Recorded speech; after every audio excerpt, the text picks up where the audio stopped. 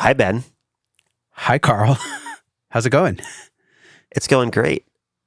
I'm feeling really weird right now. Good. I am just staring into the camera. I want to Yes. make you feel uncomfortable when we start this conversation. I mean, I'm just thankful that we have like 6,000 miles between us right now, because otherwise I would be feeling very uncomfortable. But because of the distance and Zoom, I feel great. There may be 6,000 miles, but I feel like our souls are, you know, intertwined. Somewhere over the Atlantic Ocean, maybe near But how? Greenland. I don't know. I don't know. That's not the halfway Yeah. point. The halfway point's I, probably closer to like England or something. yeah. I wonder what the actual halfway point is. Well, England is like a almost 5 hour flight from here, and New York is like a 10 hour flight from here. So I think a little bit west of England, I would say, is probably the midway. Yeah. Well, we should rendezvous over the water. Yes, that's Just like high where. five in passing, and then keep, return to being very, very, very distant. Yeah. Well, hopefully one day I'll make it back out to the East Coast, or you'll come to the Middle East. I would recommend waiting a little bit before coming back to the Middle East. Now's not the best time. Yeah, I was gonna say I don't have any immediate plans. Yeah. That actually makes me want to ask you. So, I guess I was thinking about this the other day because I was talking to some students. I was asked to go into a school and talk to some students. It was a really cool situation because it was like I don't know exactly what the technical term would be, but it was a school that is for kids who were like on parole or that got in trouble and like had to go to like this other school for a bit, like a court mandated thing, Like a juvie for style for thing. juvies. Yeah, but it was like a educational, like, I don't want to say like a rehab facility. It wasn't like that. I don't know what the technical terms were, but I was going in and I was working with the kids on mixing and mastering a song that they wrote, and it was honestly beautiful and heartbreaking at the same time. Like, because there were I think 5 kids in the class, and like one of them was like engineering, and the other 4 like wrote verses for this beat that they made, and it was some of the most raw and emotional lyrics I've ever heard. And they were like 14-year-old kids, but they've just been through Yeah. a lot, right?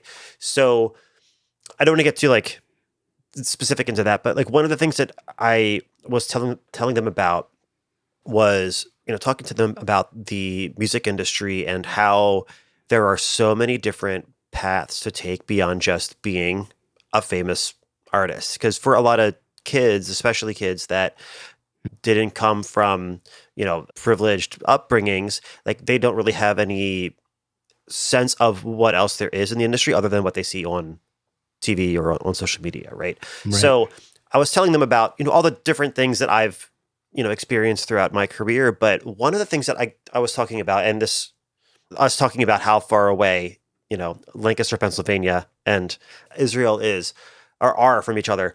It made me think about when I was talking to them and I was saying how weirdly interesting or how unexpected it is that I get to work with people and talk to people and collaborate with people from so many different places in the world at such a unique time in history. Because I Yeah. was saying about how, you're in Israel and there's obviously a lot of turmoil happening there. One of my students in a class that I was doing was from Ukraine and moved out of Ukraine because of the war there. Wow. And it's not something that I ever expected or planned to or like that was not part of my thought process of Right. when I decided to get into mixing, or get into music. That wasn't really like a thing that I would consider, but the fact that I've been able to meet so many people and get exposed to so many different worlds, despite the fact that I live in rural Pennsylvania, like Amish country, it's mind blowing. And Yeah. it hit me really hard just a few minutes ago when we were just, joking about, the distance between us, because it is really like fucking incredible that Yes. we can do this. It is. I don't know. If maybe it's just me, but I think I'm stopping to smell the roses for a second and just say like, it is amazing to be able to do this with you every week, and to yeah, this is wild. Like, this industry We're living is in a wild. crazy time. It's We really are. Yeah. it's like the geographic stuff still affecting us in our various places, yet we could still go online and have this virtual life, which is also completely removed from that, but also real, but also not completely removed from that. It's like, I don't know if I'm making Yeah. sense, but it's like, No, yeah, totally. And I know when I was teaching at the college back in the fall, one of the things that I realized I was doing a lot was I'm driving through Amish country. Like I'm literally driving through cornfields and, getting stuck behind horse and buggies and like waiting so I can like be able to pass them while listening to podcasts about the newest yeah, things in like AI and all this stuff. And it's like this weird like juxtaposition of the things that I do in my job and the things that are like I'm thinking about in my brain and the way that I kind of view the world, but then also that juxtaposed to the physical surroundings that I'm in. couldn't be more And different. it couldn't be more different. Well, I mean, I'm sure it could be more different, but it's definitely way more different than I ever imagined. Yeah. And The that world has nothing to do. is a weird place. The world is a very weird place, but and we're that has in nothing to a do weird with stage of the world right now, you know? yeah, and Yeah. that has nothing to do with the topic for today. But Yeah, just I feel like we could get deep into this, but I feel like this is just that would be way too off brand for the music production mixing podcast. yes. But I did want to just take a second and say, like, Yes, totally. this world is weird, and it's Well, I'm glad we have Yeah. each other in this, and we're able to coalesce over the internet. You know, even though our lives are looking very different on a day-to-day basis, although maybe not Yeah. like in the studio, but in different ways. You know, yeah, huh? crazy stuff. Existence, man, existence is weird. Yeah, man. Do you ever see Upload? That was a crazy show. No, I had like an existential crisis after watching the first episode. It's like this guy gets into an accident, and before dying, like they give him a chance to like upload his brain to like a virtual afterlife. So it's like all of his memories, thoughts, feelings, consciousness is like silicon goes in, it's like on a server. It was crazy. I would probably really like that, but It also I would not have any time. It's on Amazon Prime. You could check it out. Okay. I would probably really enjoy that and not have any time to watch it that I wouldn't be surrounded by small children, Yes. which is probably not the most appropriate show, I'm going to assume. No, it's not. It's not. Yeah. No, not for kids. Definitely not. I mean, as a 30, when I first watched it at 35 or whatever, I was having an existential crisis. So yeah, not for kids. Got it. Okay. So But anyways, speaking of existential Segue. crises, speaking of Yeah. existential crises, let's talk about something that's not going to give us one of those. Yes, absolutely. So do you want me to tee it up or do you want to tee it up? You tee it up. Okay, so this morning I was so happily surprised to see that you were in a reel it was a combination. I don't even know how to describe it, but you made a reel about a blog that you contributed to with Safari Pedals with Abby, who backstory, Abby is a former client artist I worked with. I helped her make a couple songs back when she was still a teenager in high school. And now she's an up-and-coming kind of producer here in Israel. And she is working with Noam Levenberg, also friend of the podcast, former guest of the show, who started a plugin company called Safari Pedals. And so she decided to reach out to you and ask you a question and get your response and put it in their blog. And I thought it was dope. Why don't you tell people what she asked you and what your answer was? Okay. Yeah. So the question that I was asked was, what do I think is the key to getting consistent mixed results every time?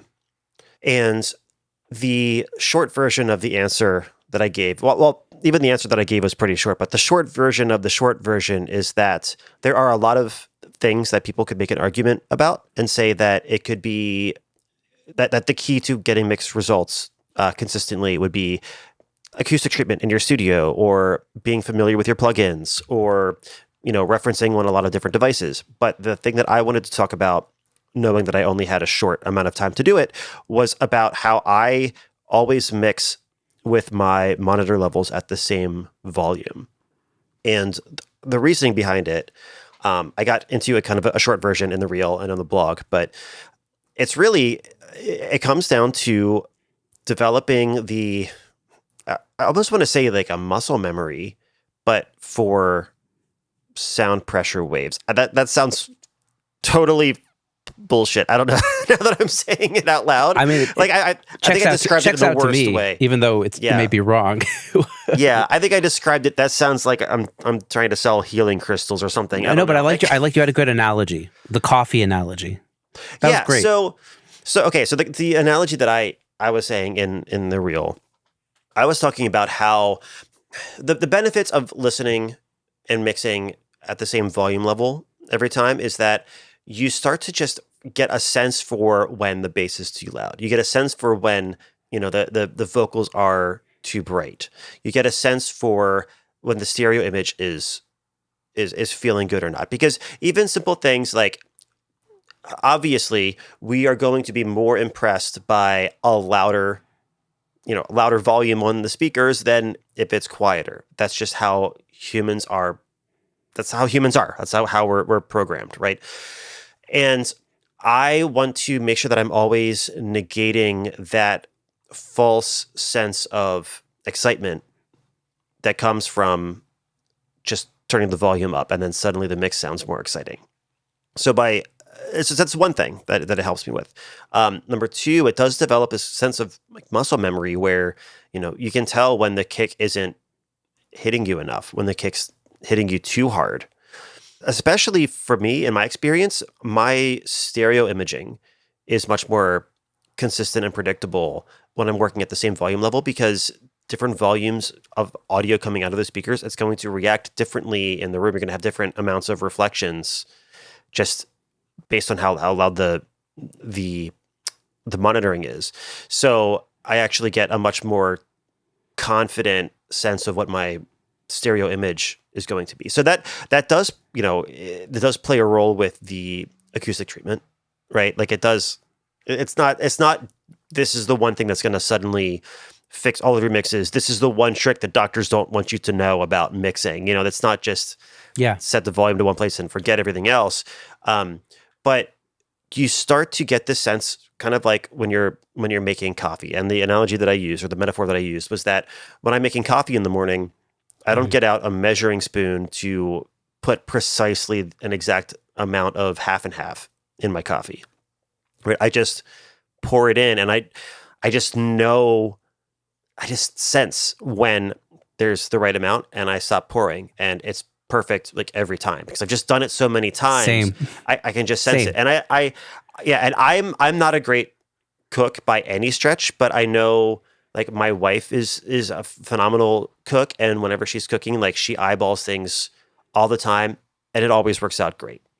I try to eyeball things because I don't have the number of reps in that she has, and it's terrible. Like the results are very, very not good, right? So there are a lot of got to learn to fail, Carl. Got to learn to fail. I know, but learning to fail when a 7-year-old is not very happy that you burnt her French fries or whatever. It's not not a fun time. But there are a lot of different aspects in our lives that we have that sort of, sixth sense about. And I think the beautiful thing about mixing at a similar or at the same volume every time is that it's a lot easier to, turn down the kick when it's too loud than it is to remove the half and half from my coffee. Like once I've already poured it in, right? So we have the undo button and we have faders. Yes, exactly. So I will say that does not mean that I never change the volume, right? Yes, I'm going to crank it up when I'm listening for noise in a track, or I'm listening for mouth clicks, or like lip smacks and things. Yes, I'll still check it in mono. Yes, I'll check it at a really, really quiet volume to make sure that the things that I want to hear are still heard. I'm not saying I'd never vary from that, but as soon as I'm done doing those intentional checks, it'll go right back to the same level. Yeah. By the way, I do the same thing. And I don't remember the first time I heard about this hack. It may have been on Pensado's Place back in the day, or maybe even in Mixerman's books, which I thought are great. He talked about that as well, I think, and I might be wrong. because I don't really remember. But I've been working at the same volume also for years. I don't know, better part of a decade. I've been working at the same volume, and this is it just enables me to know exactly how bright something should be, or like if I'm accidentally mixing and it's too loud, then I'll hear like resonant frequencies that are not necessarily problematic, or they're not even there because they're just now the speakers are too loud and they're interacting with the room more than I need them to, or that I'm used to. But there's like, when you've been mixing at the same level, you know your speakers, you know your room, you know your, it's all plays into each other, like you kind of said. Like the knowing your speakers is very similar to knowing the level that you're working at in your speakers, right?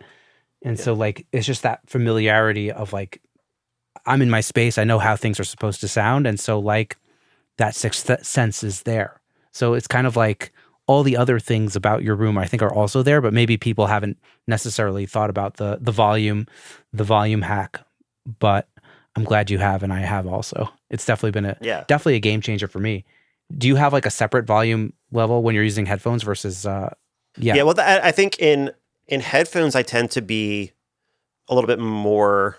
I'm not as consistent in headphones now that I'm thinking about it. I'm always listening. Okay, now this is making me think. I'm here for the hard questions, Carl. Yeah. It's like, how loud are your headphones? And it completely stumps me. I think I know. No, I do mix at relatively the same volume on my headphones, but I'm not as specific about it as I am with monitors. And I didn't think about that until just now, and I wonder why that is. I wonder if it's just not a habit that I got into, or also I just haven't spent as much time mixing in monitors or mixing in headphones as I have on monitors. So I think maybe I'm still feeling it out. Yeah. In headphones. No, totally. Because when I listen to music, I'm also on my not as phone, consistent with headphones as I am with monitors, although I don't really mix with headphones very often. But sometimes I'll do stuff, when I can't turn my speakers on, like late at night or whatever, in headphones. And I do have a pretty consistent number on my RME total mix. Like my headphones are almost at like this is the RME thing, at minus 28.5-ish. And my speakers is like always at minus 30 on the RME, stereo output. Like, unless I'm like mastering or faux mastering, because I don't really master, and I'm just trying to like check loudness, or when my mastering engineer sends something back, I'm going to turn it down like maybe to minus 35 or something, so it can sound like what I'm hearing at minus 30. So I do have like a few spots that, few applications where I will change the speakers, but generally speaking, they're almost always at the same level, and it just gives me that confidence, that sixth sense of knowing how things are right. So I'm with you. Maybe, yeah. I was going to say, maybe we could talk about other things that help us get consistent mixes. I don't know if you have anything else that you want to share. Well, I was going to say this. What if I want to flip the question on consistent setup, consistent mixes. Yeah. Consistent in, consistent out. Yeah. Maybe. Yeah. So, Geddies, Here's a question that I have. I want to take the original question of what do you think is the key to getting consistent mix results every time? And I want to ask you the opposite. I want to ask you, what are things that get in the way of having consistent mixes? And what are the things that we can do to overcome that? I think that might be a bit more interesting. Yeah, that's very interesting. I have a thought, and this actually ties into what I was going to say about getting consistent mixes. Oftentimes, when I'm putzing around on the stereo bus, and I'm like maybe pushing some EQs a bit too hard, or trying out different compressors, or like making things sound a little bit different on the stereo bus, I start to lose like my zen. I start to lose my balance. And then I don't really know what's happening, because I feel like having a consistent stereo bus, for me at least, helps me know that things are good and in check. And if I'm like putzing around with EQ too much, sometimes I just don't know if I'll start to feel like I don't even know if this vocal sounds good anymore, or now maybe this is like, for me, I think the stereo bus has to have some things, but it can't have too many things, and it can't be overly putzed around with. Because if you're overly putzing around with the stereo bus, then you're gonna start compensating in the mix, and you're just not going to be clear about like, is this like, now that I've put too much air on the stereo bus, now the vocal sounds a little sibilant and spitty, and like maybe I should turn that down. And then you start to go in these like kind of loops of like chasing your tail about like getting that vocal sound perfect because you tried to fix the vocal by enhancing the stereo bus, which is, in my opinion, not necessarily the place to do that.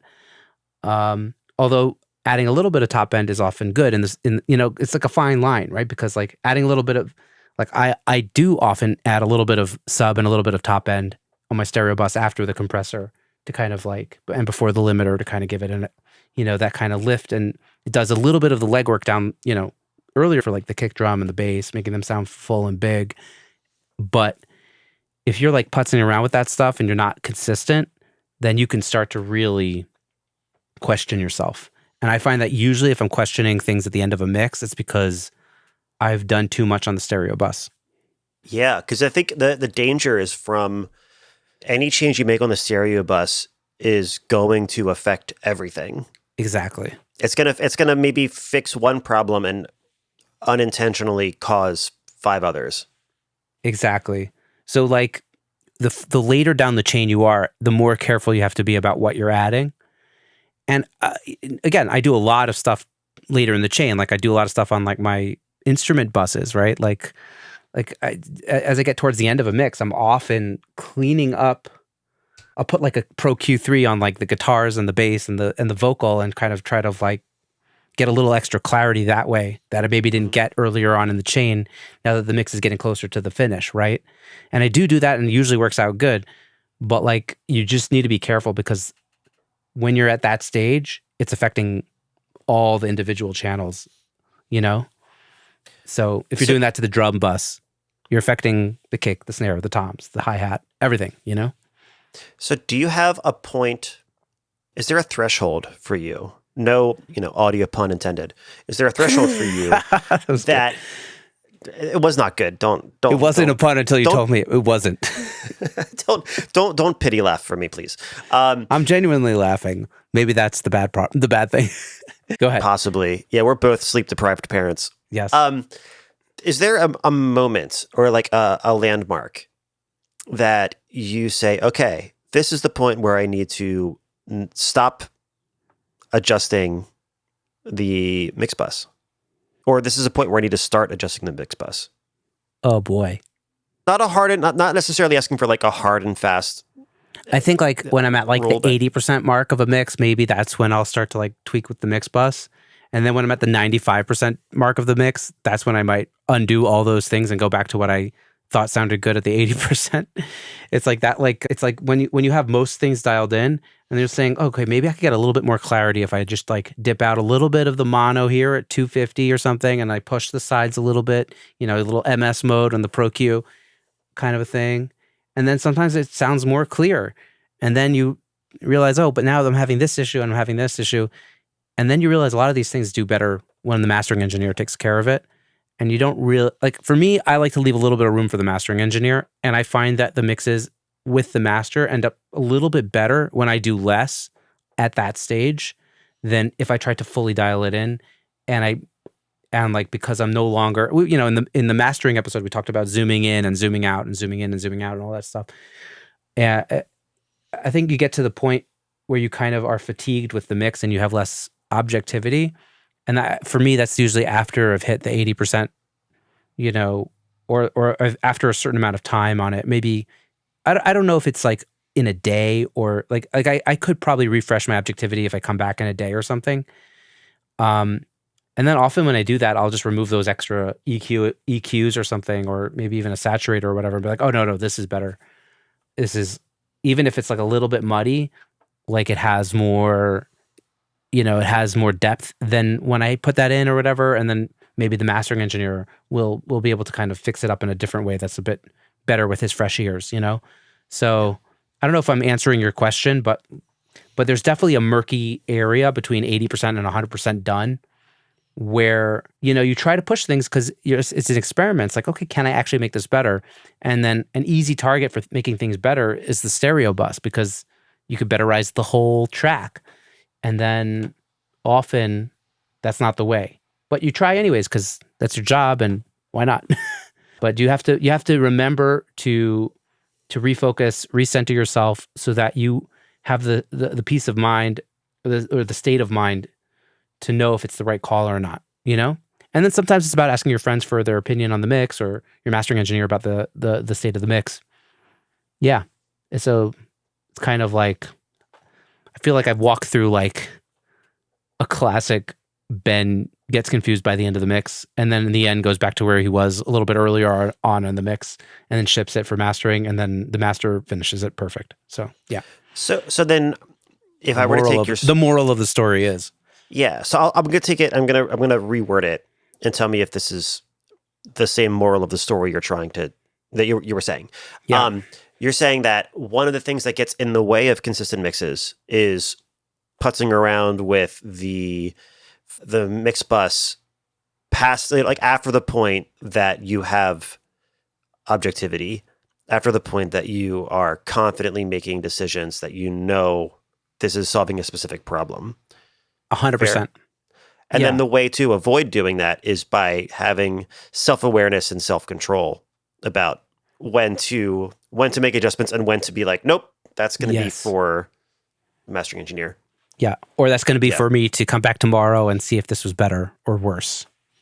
Yeah. Because sometimes these things are subtle. And then if things are subtle, usually it's not better. Yeah. You know, I find, for me at least, like, oh, I think it's a little bit better now, but I'm not sure. If you come back the next day, you turn it off, it was better before. Almost always. Yeah. 85% of the time, but not always. Yeah. But yeah. It's worth experimenting because you never know. And you got to try things. But you also have to rein yourself in, you know? Consistency. Yeah. Consistency. How about you? Is there something that maybe you feel leads to inconsistent mixes that sometimes you fall prey to, and then something and what the opposite of that would be? Something that I used to do was, I don't know, this is gonna make me sound like a robot, I guess, but mixing in a different order. There's two ways I could say that. Okay. One thing that I used to do that got in the way of me getting consistent mix results was starting the mix from the beginning of the song. And what I is usually starting the mix around chorus 2. And the reason for that, or the problems that it was causing for me, is that if I started the mix from, time marker 0, my first verse usually felt really good, felt really exciting, really full. Then I got to the chorus, and there wasn't a lot of room for it to grow. And then we get to the second verse, and because I set the first verse up to, set some expectations for the energy level, the excitement level, then verse 2, I want to usually, I work in a lot of like electronic and pop music, right? So usually verse 2 is going to be just a hair above energy wise than what verse 1 was. Well, then chorus 2 has to get even bigger than chorus 1 was. And then if there's a bridge, watch out. And the last chorus and like an outro. So all of a sudden I realized I got too big too soon. Too full too soon, too wide too soon, too exciting too soon.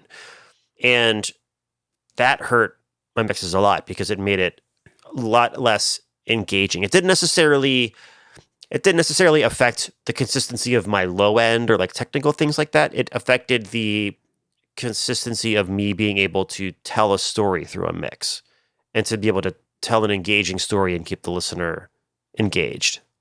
And when I started working kind of backwards from, chorus 2 or maybe chorus 3, depending on the song, that enabled me to really figure out, okay, I'm going to get this is one of like the high points of the song. I'm going to get this sounding amazing. And that gives me a lighthouse that I can keep in mind when I'm working backwards and getting verse 2 to make sure that I have enough space to grow and build up to that chorus. And then chorus 1 is I want to make sure I don't have it quite as big as chorus 2. And I'm kind of working my way backwards to enable me to. This is so interesting. So you work section by section. You go like systematically. You go like second chorus, second verse, first chorus, first verse. That's like your modus operandi. Usually, I guess it depends. I mean, obviously, it's going to depend on the song. No, That's kind that's of like, really interesting. I've never thought to work that way.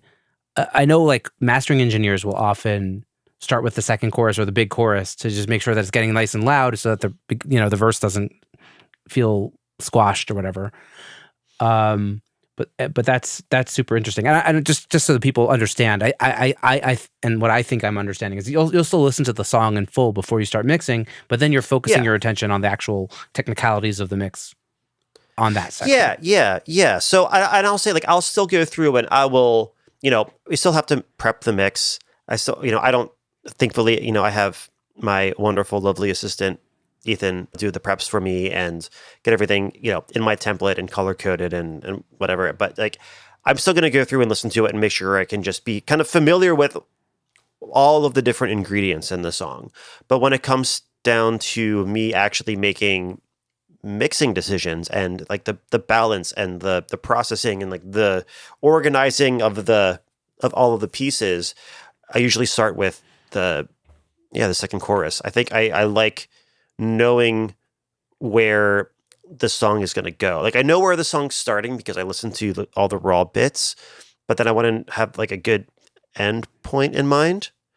And I usually don't start with the very end because there is, I don't know, I find there's always something exciting about having just a little bit too much happening in the very, very, very end of a song. There's something about like the franticness of that I actually kind of enjoy. Yeah, it's just like chorus 3 is like chorus 2, but like with a little extra on crack. Yeah, there's usually it's like chorus 2, but like with some ad libs and maybe like an extra tambourine layer. Like it's not exactly usually too crazy. Or that subtle organ underneath or something. Yeah, just give it that extra push. Or in the words of Spinal Tap, a little push over the cliff. Up to 11. Yeah. So starting from the very beginning of the song and starting to make mixed decisions based on the beginning of the arrangement as opposed to the totality of the arrangement, I think was something that got in the way of being able to consistently get effective mixes. Cool. Yeah. I dig that. Awesome. What else? Is there anything else that helps you get consistent mixes? Yeah. I also kind of generally mix in the same instrumental order as well. Are you doing the typical like drum, then bass, then guitars kind of thing? Yeah, it's usually kick, and then it's usually kick first. And weirdly enough, I think that's because I mix in the same volume level. So like I can pretty confidently, like just using my ears, getting it to feel where I want it to be, get the whole mix built, and then when I go to my mix bus and check the output, it's going to be probably peaking around like -2. Not that I'm aiming for that, but like I've just worked in that room so much, like I can just I could just go based off of feel and the numbers work out, which is crazy, I think, kind of. Yeah, when you kind of understand what like a kick should sound like and what a bass should sound like in tandem with that kick, then you kind of have an idea of how loud things are going to hit and how to frame the rest of the mix around the high energy things, which are usually the kick and the bass, because they're just taking up that space and the snare, I guess. Yeah. So for me, I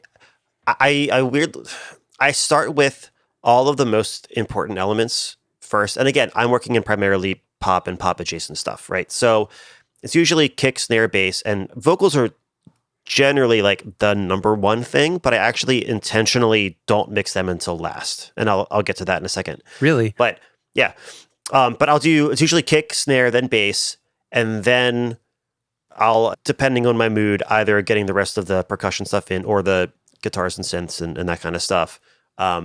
Eventually, all the like the ear candy sound effect stuff last, before I do vocals. And the reason I do it all that way is I know there are some people that want to mix the vocals first, and they think, oh, well, the vocals are the most important thing. I want to get them to feel the best first. I do them last, or at least I try to get the instrumental balanced, feeling pretty good first, and then I'll do the vocals because, yes, I want those vocals to sound amazing, but I also want to know what's supporting them so I can make sure that I'm making decisions based on the totality of the song and the arrangement, not just on an a cappella file.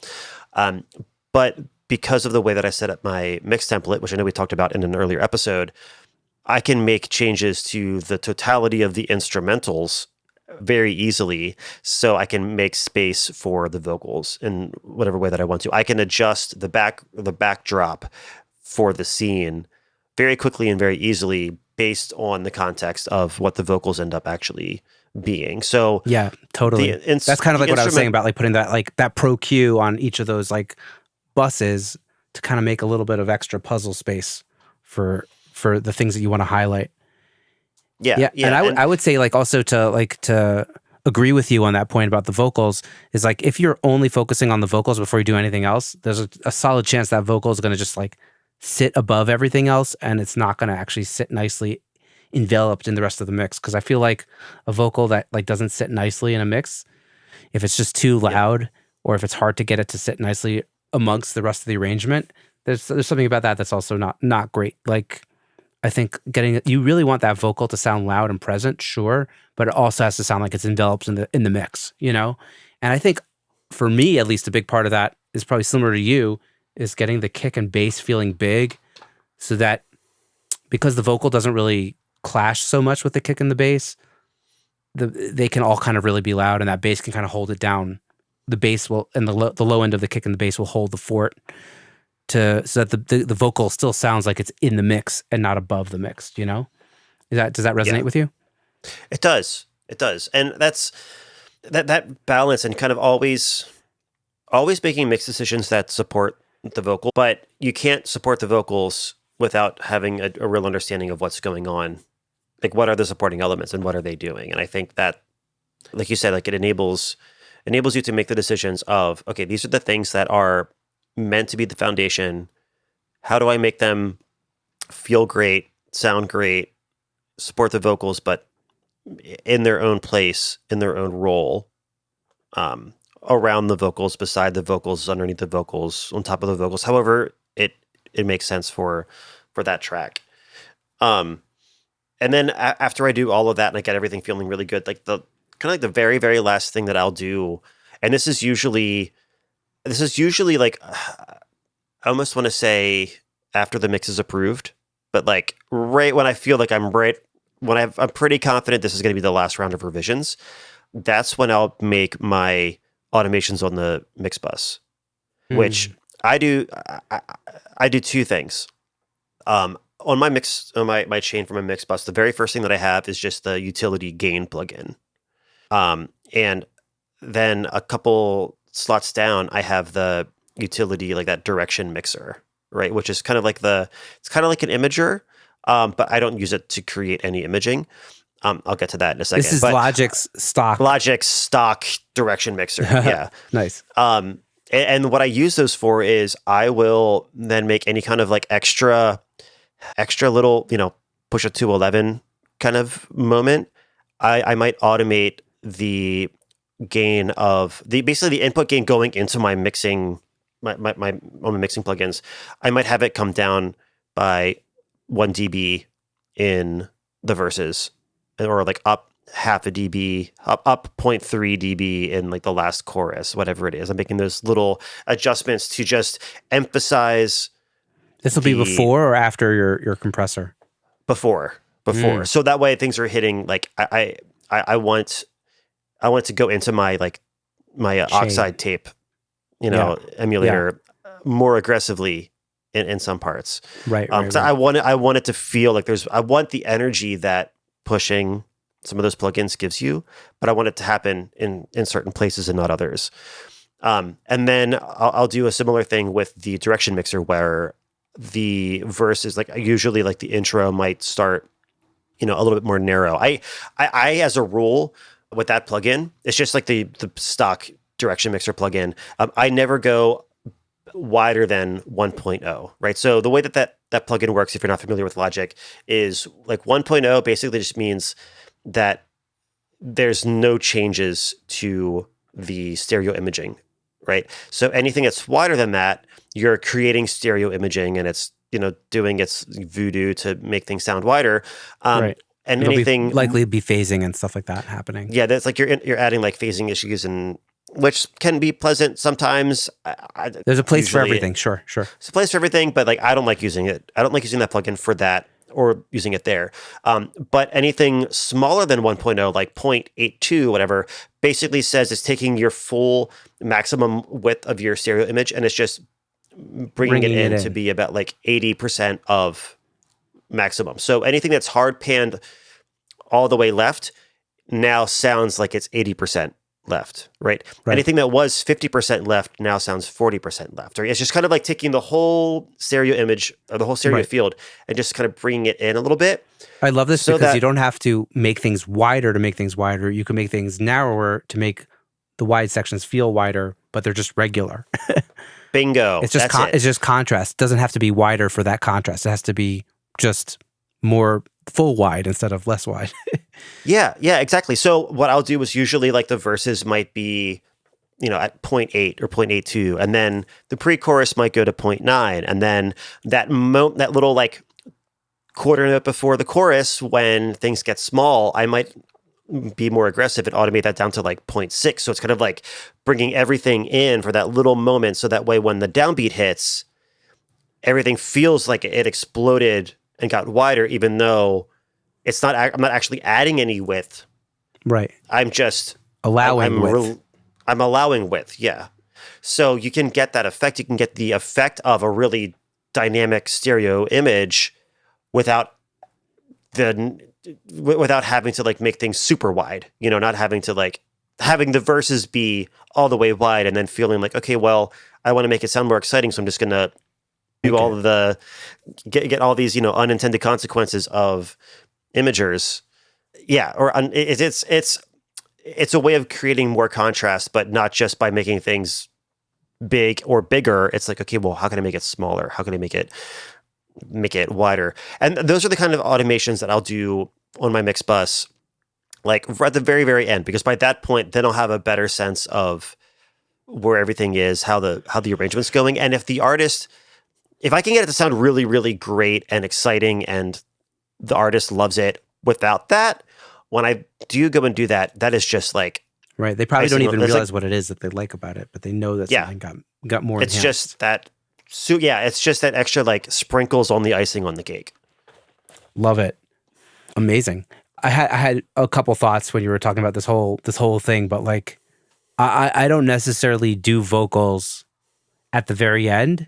I might do them at the end, but I will always do it after I have the low end, and maybe I would say like bass and drums sitting, because I kind of want to like feel how a vocal's gonna sit next to the kick and the next to the drums and the bass, basically. Yeah. Because I know those are going to be elements that are going to propel the song forward with the vocal, and kind of like not to bash guitars, but like they're just not as important in terms of like full level usually, in terms of like the vocals, bass, and kick are like, and snare are basically the most important elements, I think, in like a pop song.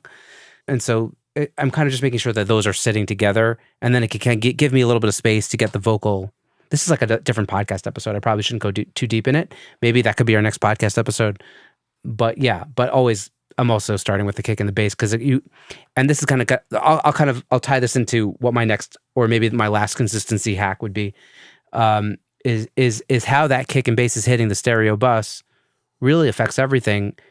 And so I would say, like, for consistency, kind of having your like stereo bus compressor